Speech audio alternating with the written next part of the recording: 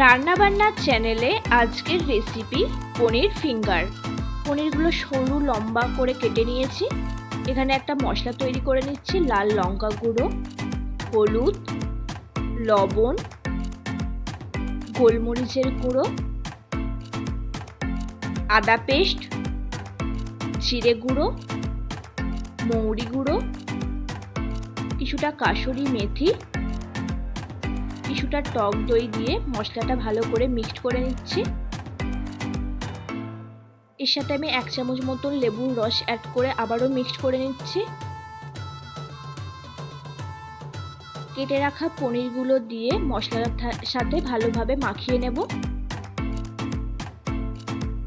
30 minute মতন আমি ফ্রিজে রেস্ট করতে দিয়েছিলাম। এখানে আমি একটা ব্যাটার তৈরি করে নিচ্ছি। ময়দা, কর্নফ্লাওয়ার, লবণ, হলুদ, লাল লঙ্কা গুঁড়ো দিয়ে একটা পাতলা ব্যাটার তৈরি করে নিচ্ছি।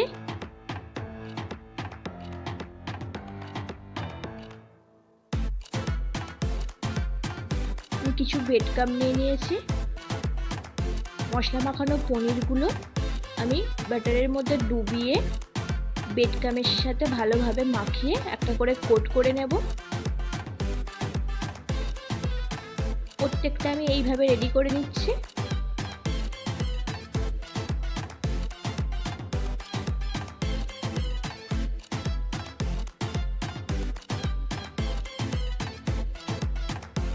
এরপর আমি কড়াইয়ে সাদা তেল দিয়ে তেলটা ভালোভাবে গরম হয়ে এলে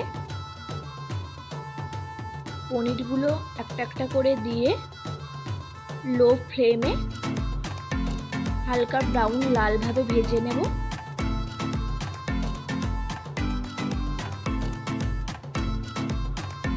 ভালোভাবে ভাজা হয়ে গেলে তুলে নিচ্ছি।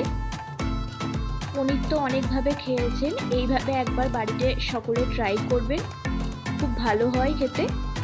ভিডিও ভালো লাগলে চ্যানেলটি সাবস্ক্রাইব করুন, লাইক কমেন্ট করতে ভুলবেন না।